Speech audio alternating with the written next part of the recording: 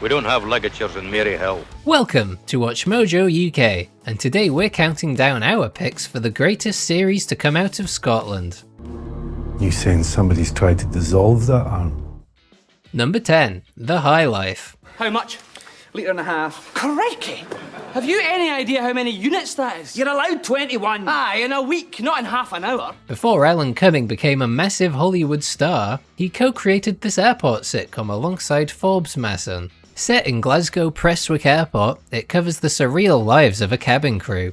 When you get to this age, you start thinking, should I settle down, get married, have kids, start wearing comfy leisure gear, go caravanning? It turned out to be a pretty pioneering series, creating its own uniquely camp brand of humour, which has led to it earning a bit of a cult following.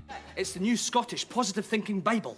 Dinna be feared, grab life by the nuts. A second series was written, but never created, on account of Cumming's popularity. It came back over 3 decades later, with the original cast returning for a 2026 musical, which many fans believed succeeded at recreating the show's magic. Scotty tells me there are some Klingons approaching us at warp factor 6.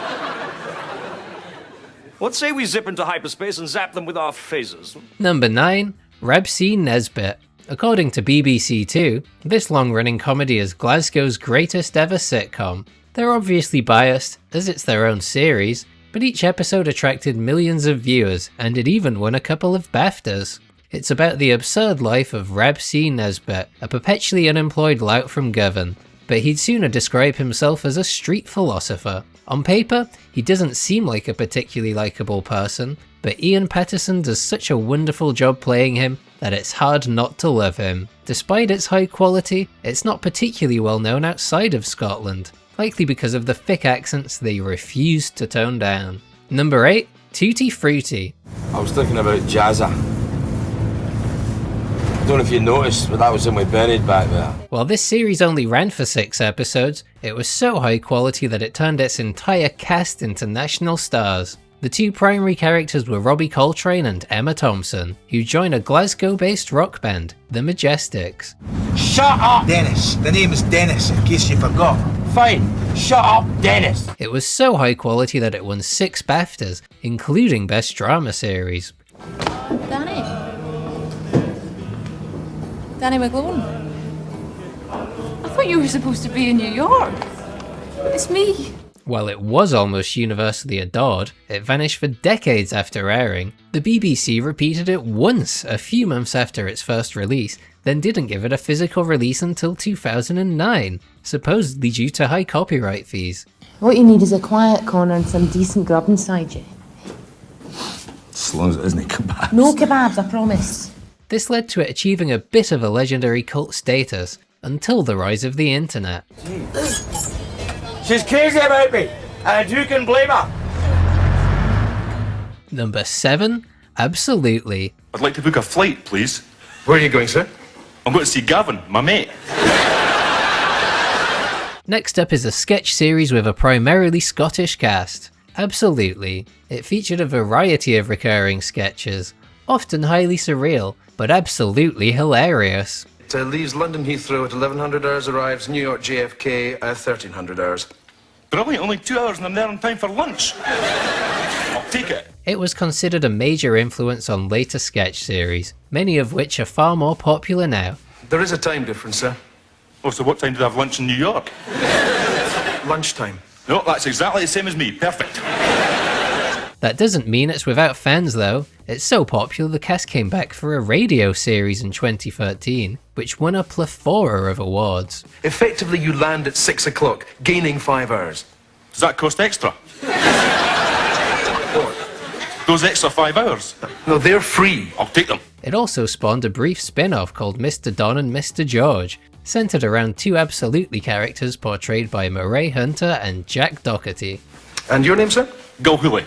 Can you spell that, sir? All right. Number 6, Two Doors Down. See that night? That was dynamite. There was not one corner of that bedroom we were not in. Anyway, Colin. This sitcom is so popular that it's been in production for over 13 years now. It's centred around a group of neighbours who may seem normal at first, but turn out to be an especially chaotic bunch. Right, what are you thinking? Maybe a wee gingerbread latte. What's Christmas say about that? Well, it's £4.25. The core characters are the Baird couple, with the humour coming from how much their bizarre neighbours stress them out. Its first 2 series are a bit rough around the edges, but many fans agree it found its stride in the 3rd season and has maintained momentum since. She did enjoy a cigarette, Louise, but she had cut down quite considerably towards the end. Every single character feels so authentic that it often becomes painful when they remind you of your actual neighbours.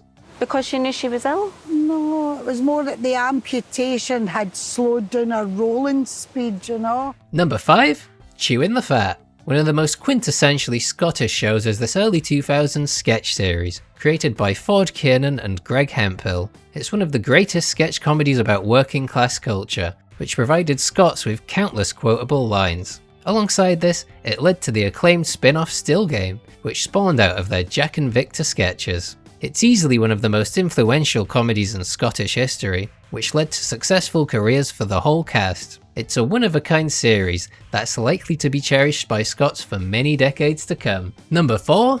Shetland. Looks like it's been severed just below the elbow. Bone's been cut clean through. And look at the fingers. No fingerprints. They've been burnt off. Except for comedies, crime dramas may be the most popular genre on Scottish TV. It's had 10 series now, and has become one of the UK's most celebrated detective shows. Sandy, how long do you think it would take something from Norway to wash up here? Not sure.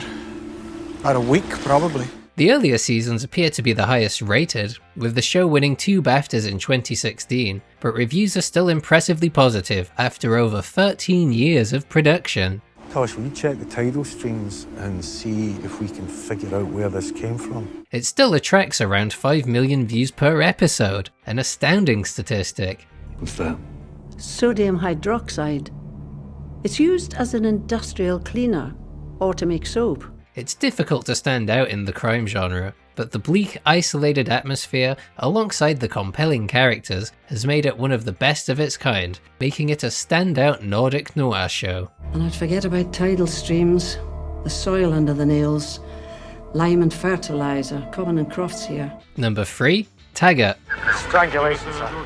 Jogger found it earlier this morning. 5 minutes past 7. Bit cold for that. Aside from Shetland, there's one other titan of Scottish television we wouldn't get away without mentioning. Taggart. Come this way regularly. Look, I've already given details to the young constable.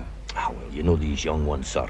Rather than being set on a remote island, it focuses on the rough streets of Glasgow. It was groundbreaking for featuring a realistic and down-to-earth police force, which combined with the compelling mysteries to create 27 seasons of acclaimed television. Ever find a dead body before?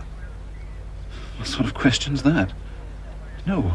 It also came decades before the Nordic noir genre exploded, leading many to call it the genre's original series. If you've never seen it, then you've got hundreds of hours of quality television waiting for you, as it was one of Britain's longest running crime dramas.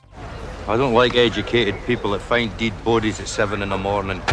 They're just educated people, son. You being cheeky. Number 2.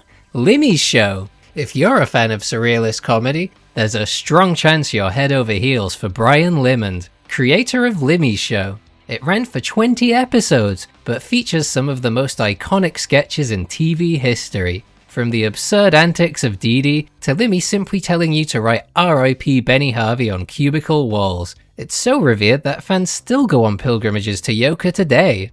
Fans have been after follow-up shows ever since it ended, which led to his similarly high-quality homemade show, alongside his other stuff. Afterwards, Limmy said he found TV too stressful, and has decided to switch to live streaming. So, if you've finished his shows and are itching for more Limmy, that's your only way. Number 1. Still Game. Anyone familiar with Scottish TV would have seen our top pick coming from a mile away. After Chewin the Fat, the creators gave their pensioner characters their own series. This proved to be a genius decision, as it regularly tops polls as Scotland's favourite show. It's not only popular with locals, but it's also appreciated outside the nation, with even Americans falling in love with it. The chemistry between Jack and Victor is central to making the show work as well as it does, but the exceptional mix of side characters elevates it to legendary status. Would you like to see more Scotland-focused content? And if so, are there any topics you'd love to see covered? Let us know down in the comments below.